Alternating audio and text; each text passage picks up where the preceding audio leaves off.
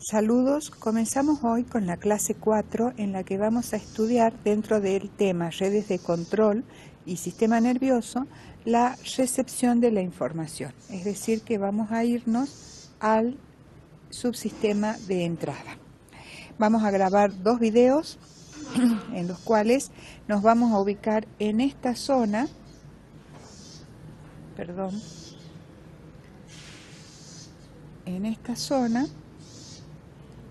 acá, ¿sí? Recordamos que los reguladores mantienen la homeostasis mediante bucles de retroalimentación, pero para poder regular, lo primero es recibir, captar la información y procesarla. Acá tenemos que la información puede provenir del medio externo o del interior del cuerpo del animal, que es captada mediante estructuras denominadas receptores y luego es conducida al sistema nervioso central o al sistema endocrino para que se procese y se elaboren las respuestas de ajuste en caso de que se necesite.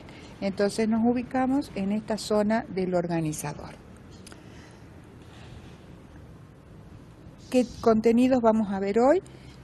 Vamos a ver la estructura de los sistemas sensoriales y que lo que vamos a estudiar en este tema son los mecanismos y estructuras comunes en los animales vertebrados, y no vamos a estudiar un sistema sensorial en especial.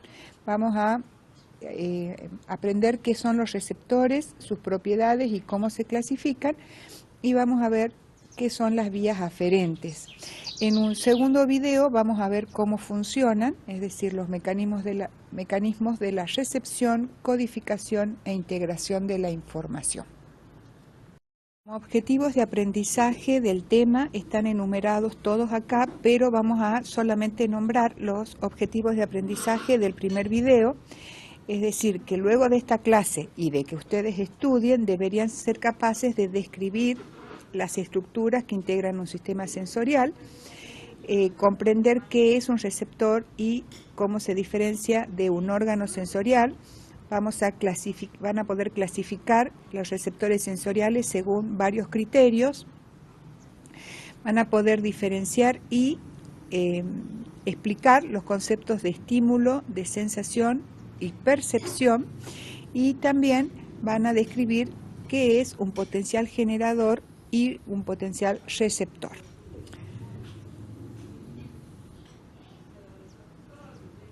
Muy bien, vamos a rápidamente, dentro de las numerosísimas funciones que tienen los sistemas sensoriales, a resumirlas en cuatro muy importantes. Los sistemas sensoriales, es decir, el sistema por el cual entra la información y llega hasta el sistema nervioso central para su procesamiento, tienen la función de mantener la vigilia, es decir, mantenernos despiertos y mantenernos conscientes.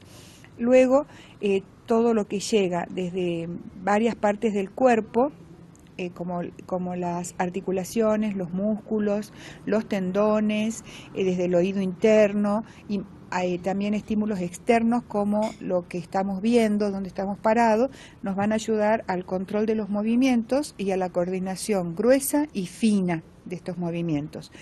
También tienen como función la sensación y percepción, que la explicamos en la otra diapositiva. Y además que los sensores, ustedes ya hemos estudiado, están allí para detectar los valores y regular las funciones de los órganos y de todas las otras estructuras en niveles inferiores y superiores, y con esto mantener la homeostasis. Comencemos con el primer contenido del temario de hoy. Vamos a describir cuál es la estructura de un sistema sensorial. Para esto veamos la imagen que tenemos acá, que es de un hombre que está oliendo, ¿sí?, una flor. En este caso, ¿cuál es el estímulo? Son las moléculas que libera la flor, moléculas químicas que se disuelven en el aire y llegan hasta las fosas nasales del individuo. La fuente del estímulo, la fuente de donde proviene el estímulo, es la flor, pero el estímulo son las moléculas químicas que llegan. ¿Y cuál va a ser el sistema sensorial. Bueno, el sistema sensorial va a comenzar con los receptores que se encuentran dentro de las fosas nasales del individuo, son terminaciones nerviosas, esos serían los receptores. Luego de las terminaciones nerviosas van a partir axones que van a hacer sinapsis con otras neuronas, y esto va a llegar a distintas áreas del cerebro. Acá tenemos el sistema límbico y luego varias áreas del cerebro donde se va a procesar la información. Entonces, el sistema sensorial está formado por los receptores, que es lo que acabamos de ver, lo que está en las fosas nasales. Además, las vías aferentes también forman parte del sistema sensorial, y por último, las áreas, ¿sí?, a donde va a llegar esa información y que luego la va a procesar. Todo eso es un sistema sensorial. Vamos a diferenciar conceptos que son muy importantes en este tema. Por un lado, sabemos que para que se desate, se active un sistema sensorial, necesitamos primero un estímulo. ¿Qué es un estímulo? Es una alteración, una variación en una variable que estoy de alguna manera midiendo, ¿sí? Un estímulo es en realidad una forma de energía que se está permanentemente midiendo, y cuando hay algún cambio o una variación, el sistema nervioso central lo va a procesar. Entonces, sabemos que a partir del estímulo, este estímulo va a ser captado por receptores, y esos receptores van a mandar mediante vías aferentes esta información mediante potenciales de acción, ¿sí? Esta forma de energía va a llegar mediante potenciales de acción, que es la única forma en que llega la información, en que se mueve la información por el sistema nervioso central. Mediante potenciales de acción va a llegar al sistema nervioso central. Y entonces, ¿qué es lo que tenemos acá? La llegada de esta información, de los datos, así objetivamente los datos crudos como llegan al sistema nervioso central, a la zona que tengan que llegar, porque dependiendo del tipo de datos llegan a distintas zonas. Esto me va a producir una sensación. Entonces, la sensación es la llegada, el conocimiento que tiene el sistema nervioso central sobre la ocurrencia de un estímulo, ¿sí?, que ha habido un cambio, una alteración en alguna parte. Esa sensación llega a zonas diferentes del sistema nervioso central según el tipo de energía que ha estimulado al animal. Luego, esta sensación, esta información puede circular, se integra en el sistema nervioso central y puede asociarse, puede ocurrir que se asocie, que se relacione con otros conocimientos que tengo, ¿sí? Y al asociarla, al relacionarla, puede también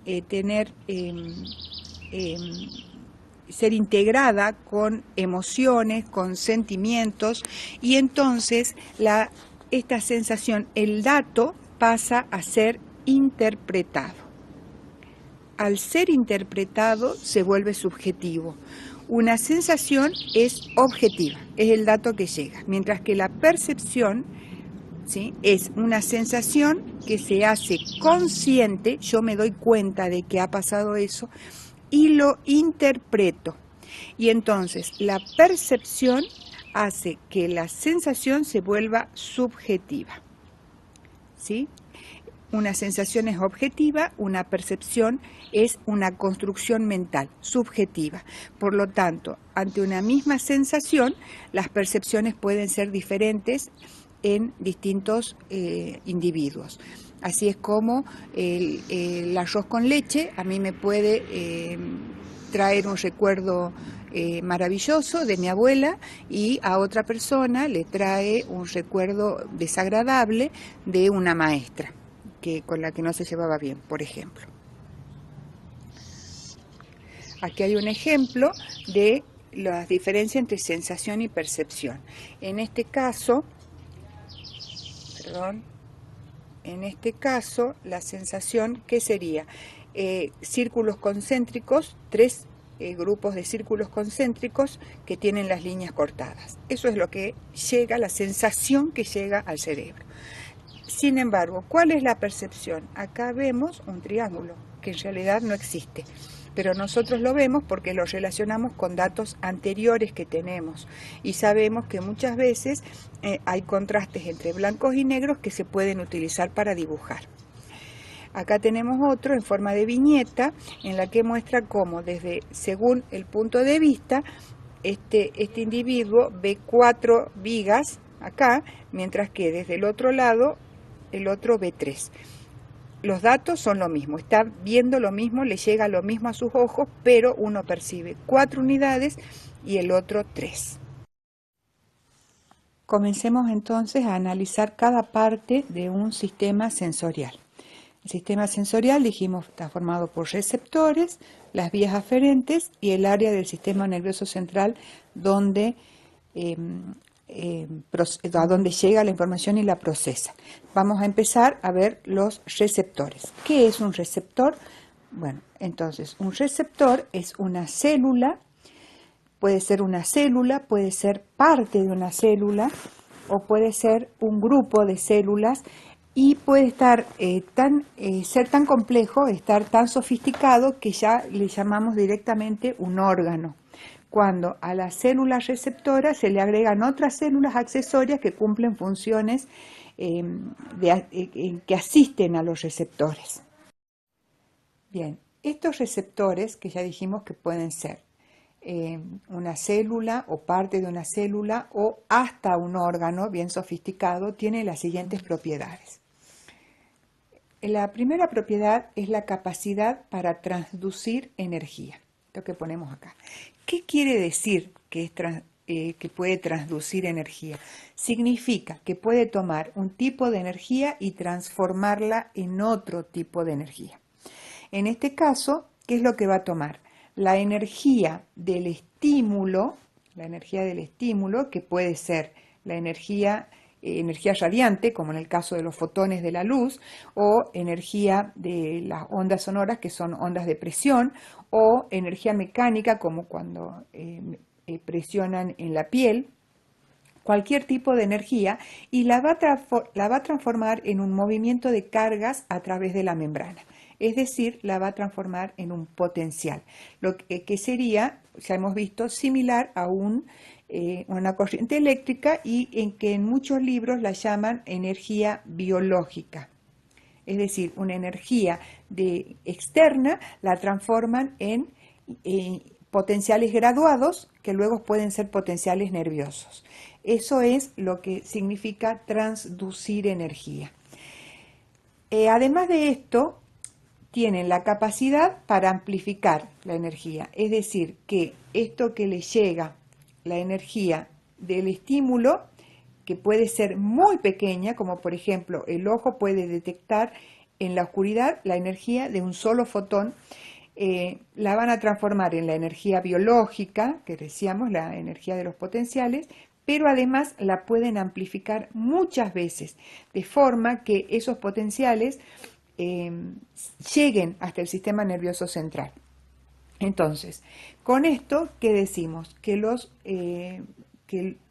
receptores se consideran transductores amplificadores. Un receptor es un transductor de energía. Muy bien, ¿cuál es la otra propiedad o característica que nos falta? Acá la que dice que tienen sensibilidad diferencial. A esto se lo toma muchas veces como sinónimo de que los receptores son específicos. Entonces hablan de especificidad. Pero no es lo mismo, es distinta una cosa a la otra. Especificidad significa que cada receptor es capaz de captar un solo tipo de estímulo. Eso sería que los receptores fueran específicos.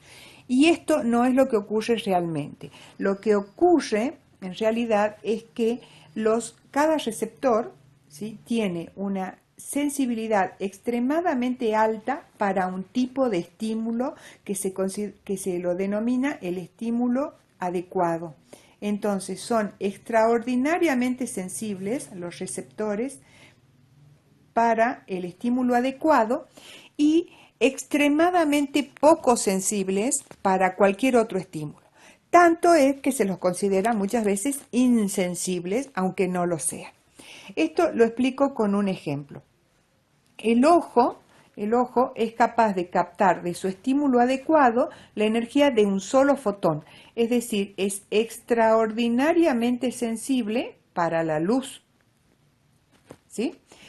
Pero para cualquier otro, por ejemplo, para el sonido, para la presión, ¿sí? Es insensible, podríamos decir, ¿sí? Para otro estímulo. Es muy poco sensible para cualquier otro estímulo, pero eso no significa que sea insensible completamente. Por eso es que, por ejemplo, se puede estimular a las células de la retina con otra cosa que no sea luz. Sí, por ejemplo, con un golpe. Un golpe muy fuerte en el ojo estimula a las células de la retina. Ahora, el ojo va a mandar el mensaje, ¿sí? Va a mandar el mensaje hasta el sistema nervioso central. ¿Qué llega siempre desde un ojo al sistema nervioso central? Llega información de que hubo luz. Está diciendo, llegan potenciales de acción desde el ojo y acá, ¿cuál es la sensación, la información que llega? Luz. Luz de un color, luz de otro, poca luz, mucha luz. Entonces, si yo estimulo con un golpe, ¿sí? Con un golpe muy fuerte al ojo, ¿no?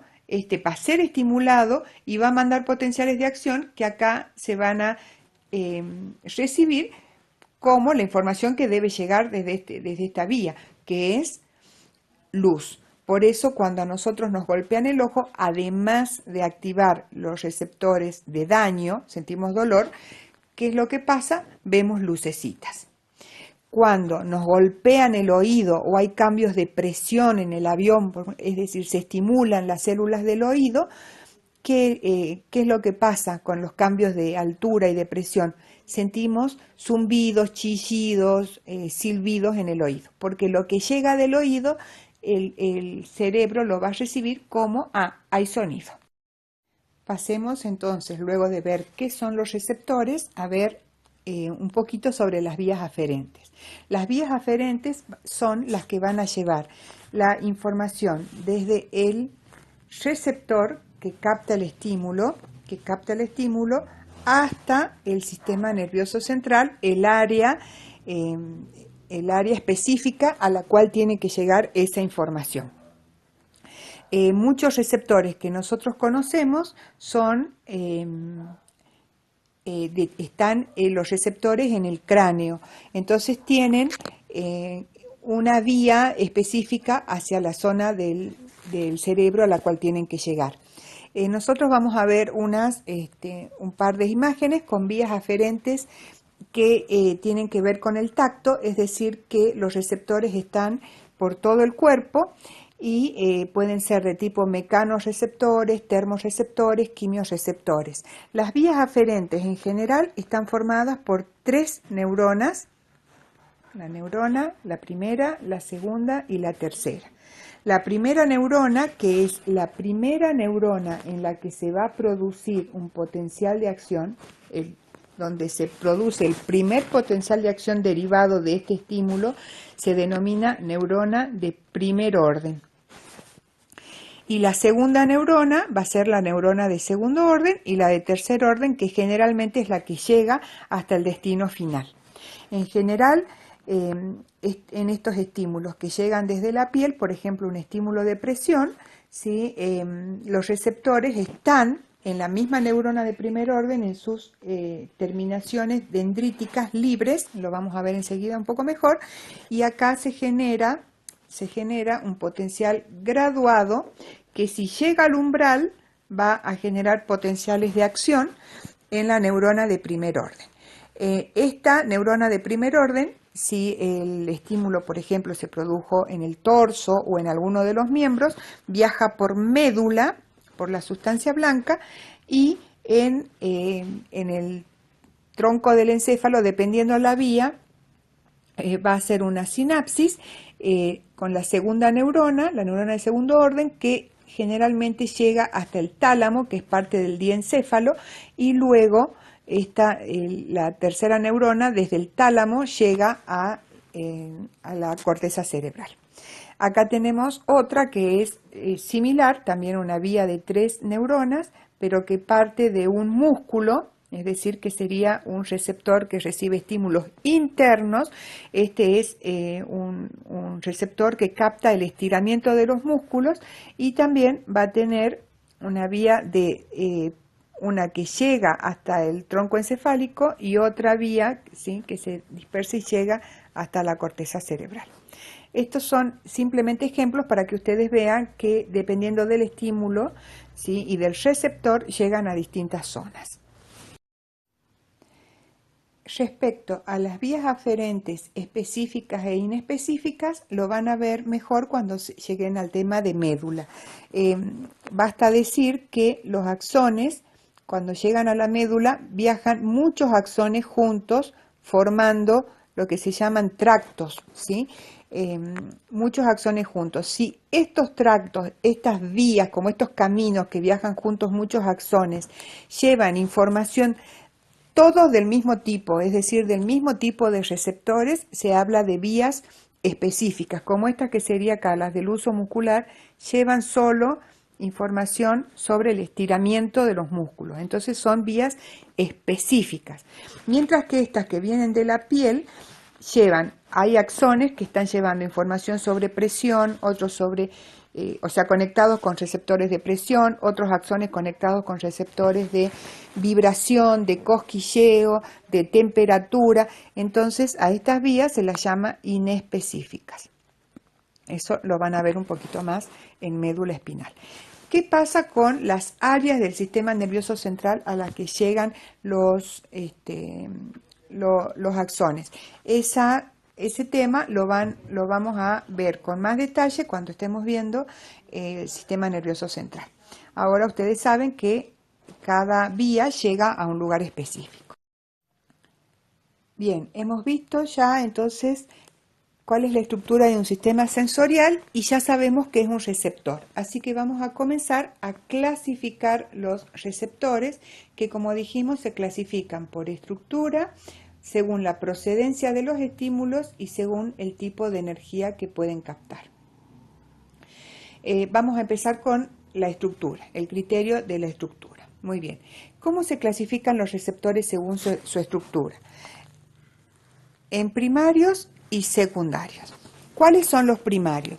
Los primarios son aquellos en los que la neurona de primer orden, esta que tenemos acá, la neurona de primer orden, que es ¿por qué es la de primer orden? Porque es la primera neurona de la vía aferente en la que se produce potencial de acción, en la que aparece el primer potencial de acción. Esa es la neurona de primer orden.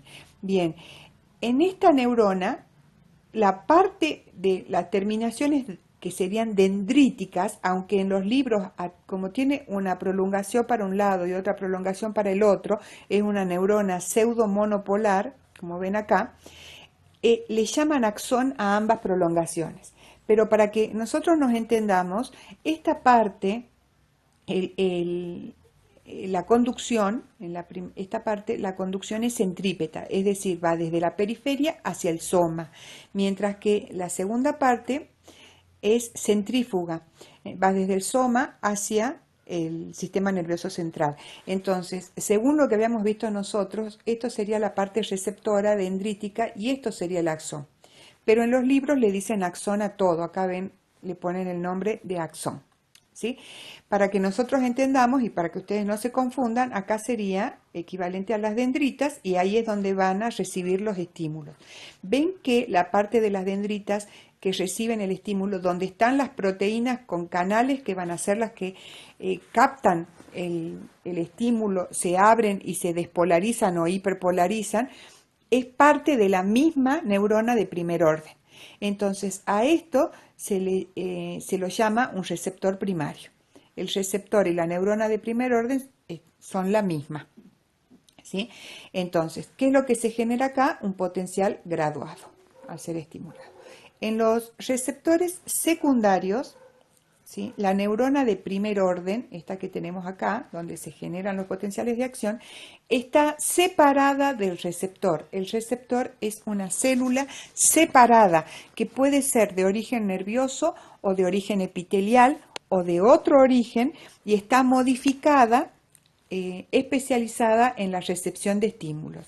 Tiene una zona con receptores, con proteínas de canal que van a captar los estímulos y generar los potenciales graduados, y estos potenciales graduados se van a conducir de manera electrotónica, ¿sí? No se genera potencial de acción en estos receptores, y en la parte distal de la célula especializada voy a tener vesículas sinápticas que liberan neurotransmisores. Entonces, este potencial graduado libera neurotransmisores que hacen sinapsis con la neurona de primer orden. En la neurona de primer orden, ¿qué se produce? Un potencial graduado postsináptico, por supuesto, que puede ser despolarizante o hiperpolarizante. Nosotros pensemos en despolarizante ahora para entender cómo sigue esto. Y si llega al umbral, en esta zona, se generan potenciales de acción y ahí tenemos que se activa la vía aferente. Entonces, en este caso son las terminaciones nerviosas libres de la misma neurona de primer orden para un receptor primario. A veces estas terminaciones libres pueden estar encapsuladas. Sigue siendo un receptor primario. Y en un receptor secundario tenemos la célula receptora separada de la neurona de primer orden. Es importante que destaquemos que de la recepción se generan potenciales graduados. Y así como los potenciales postsinápticos son potenciales graduados, pero tienen su propio nombre, postsináptico, acá los potenciales graduados en la recepción se llaman potenciales receptor o potenciales de receptor. Los potenciales de receptor son potenciales graduados, ¿sí? Quiero decirles simplemente para que no se confundan que en Tórtora y en algún otro libro, este gráfico es de Tórtora, se subclasifica al potencial receptor, y en el caso de que el receptor sea primario, al potencial receptor lo llaman potencial generador. En otros libros este potencial generador no existe, es todo potencial receptor. Yo se los digo para que cuando vean Tórtora no se confundan. Le ponen potencial generador porque genera el potencial de acción en la misma neurona a la cual pertenece. Pero esto no es importante. Entonces, acá los receptores generan un potencial receptor que es graduado.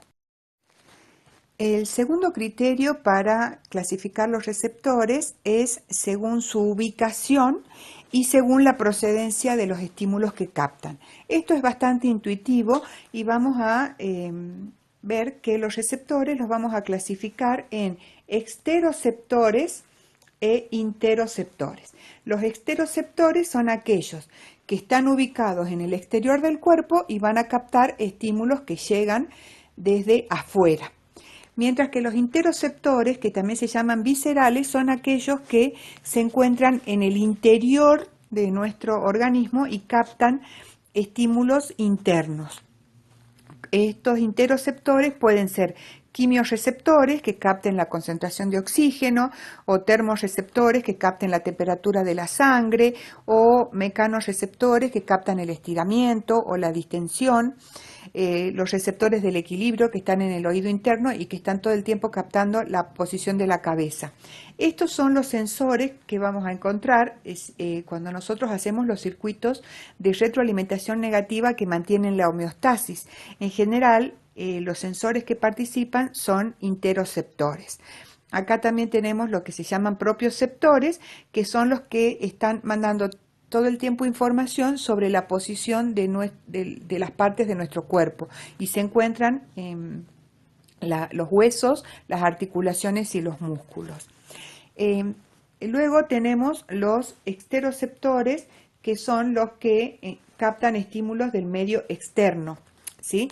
Y a estos solemos también subclasificarlos en dos: aquellos en los cuales el estímulo Por supuesto, el estímulo, la energía del estímulo siempre tiene que tomar contacto con los receptores para poder activarlos, pero en este caso lo que decimos es que la fuente de esa energía del estímulo, de donde proviene el estímulo, toma contacto con el cuerpo del animal y con los receptores. Por ejemplo, en el caso de los quimiorreceptores que nosotros vamos a detectar como gusto, o lo que sería el tacto, la presión, tanto toma contacto con el receptor el estímulo, la presión, como el dedo que presiona, o el alimento del cual provienen las moléculas a las que nosotros le vamos a sentir el sabor. A eso se le llama esteroceptores de contacto. La fuente del estímulo toma contacto con los receptores. Mientras que hay otros esteroceptores que la fuente del estímulo está distante.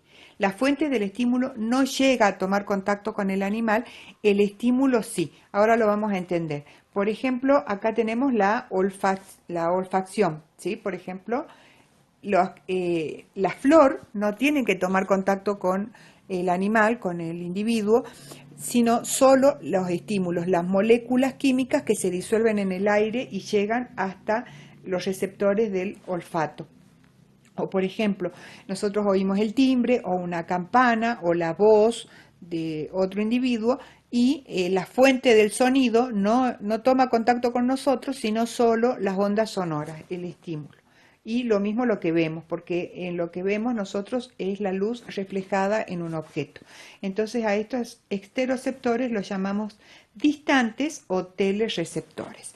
Y acá hemos puesto por separado los nociceptores, que son los que se les llama comúnmente, lo van a encontrar en todas partes, por eso se los digo que son los receptores de dolor, aunque el nombre es incorrecto, porque no hay ningún estímulo que sea dolor. El dolor es una percepción.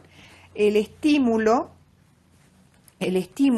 es algún daño, una lesión que se ha sufrido, entonces se informa al sistema nervioso central y esa sensación se interpreta y se percibe como dolor. El dolor es percepción y el estímulo es un daño, una lesión, un golpe, un pinchazo, una herida. Sin embargo, en todas partes ustedes van a encontrar que dice receptores de dolor, y para que no nos confundamos, les aclaro para que esto quede diferenciado, pero así es como se los nombra. Los nociceptores se encuentran tanto dentro como fuera del cuerpo, es decir, lo que nos provoca dolor puede venir desde afuera de nuestro cuerpo o desde adentro. ¿Y qué es lo que activa los nociceptores? Bueno, los nociceptores son activados, son de los menos específicos, de los que tienen menos sensibilidad diferencial. En general, los nociceptores son activados por intensidad. Entonces, prácticamente cualquier estímulo de calor, de frío, de luz, sonido, tacto, cualquier estímulo, si es lo suficientemente intenso, va a activar los nociceptores. Entonces nosotros, una luz demasiado fuerte, un sonido demasiado fuerte, activa los nociceptores y nosotros ya dejamos de ver una luz muy intensa, sino que nos provoca dolor en los ojos, o nos provoca un sonido muy, muy alto, el volumen, dolor en los oídos. Y así sucesivamente. Entonces, cuando es tan intenso como para causar daño, se activan los nociceptores. Los nociceptores también se activan cuando hay daño en tejidos, entonces se rompen las células y al romperse las células liberan una serie de sustancias que los nociceptores van a captar y van a informar, y como informan que hay daño, porque hay en algún lado un tejido ha sufrido daño, lesiones, la percepción que tenemos es dolor, hay daño en alguna parte, estamos en problemas, algo hay que hacer. Y por último vamos a clasificar según la modalidad, que tiene que ver con el tipo de energía que capta cada receptor. Acá tenemos la modalidad que sería el estímulo adecuado, cuál es el estímulo adecuado para cada receptor. ¿De qué depende esto? Es una cualidad inherente al propio receptor. Entonces, Si un receptor capta fotones de luz, ¿sí?, va a ser un fotorreceptor, recuerden, fotoluz, ¿sí? Si capta sustancias químicas, va a ser un quimioreceptor. La modalidad es de quimioreceptor porque capta moléculas químicas. Si capta cambios en la temperatura, es un termorreceptor. Su modalidad es ser un termorreceptor y capta cambios en la temperatura. Estas son la modalidad del receptor, depende del tipo de estímulo que capta. No confundir, entonces, estos son los estímulos y esto es lo que da la modalidad del receptor. Y no confundir la modalidad con la sensación o percepción que van a despertar en el animal. Los fotones de luz, al ser captados por fotorreceptores, nos dan la capacidad o la percepción de la visión, o del gusto, del olfato, del dolor, ¿sí? Estas todas pueden ser percepciones porque nos hacemos conscientes de las mismas y las interpretamos. Acá tenemos otros ejemplos, ¿sí? Lo que capta un quimioreceptor: oxígeno en la sangre, el pH, la concentración de calcio, la glucosa, la presión arterial, la osmolaridad. Todas esas son sensaciones. Si yo le pregunto a cualquiera de ustedes, ¿qué osmolaridad tiene tu fluido extracelular en este momento?, no van a poder informarme porque este dato llegó. Nuestro sistema nervioso central sabe perfectamente cuál es la osmolaridad y la controla, la regula y toma medidas si es necesario. Pero esta información no llega a la corteza cerebral, no se hace consciente. Por lo tanto, nuestra conciencia, nosotros no sabemos cuál es este dato, ¿sí? Entonces, estas no son percepciones, son solo sensaciones. Muy bien. A continuación, les muestro esto, que es simplemente para darles un ejemplo de otro tipo de receptor que no es, por supuesto, del modelo mamífero. Acá tenemos un tiburón con su línea lateral, a ver, con otro color, acá, línea lateral, y vemos estos puntitos. En estos puntitos hay una multitud de receptores de distintos tipos. La línea lateral es, por supuesto, el lugar donde tienen la mayor sensibilidad los peces, y uno de los receptores que tienen son las ampollas de Lorenzini, ¿sí? Que fíjense, son esta estructura que acá les pongo, que es bastante compleja, por debajo de las escamas, ¿ven? Y que son capaces de captar estímulos de tacto, temperatura, la salinidad del agua y campos eléctricos. Se los puse como un ejemplo de una estructura para que ustedes vean la enorme diversidad cuando uno quiere estudiar cada uno de estos temas. A esto se le llama un receptor polimodal, es decir, capta varios tipos de estímulos, ¿sí? Así que, bueno, con esto terminamos la primera parte del tema receptores, y en el segundo video vamos a ver cómo funcionan estos receptores.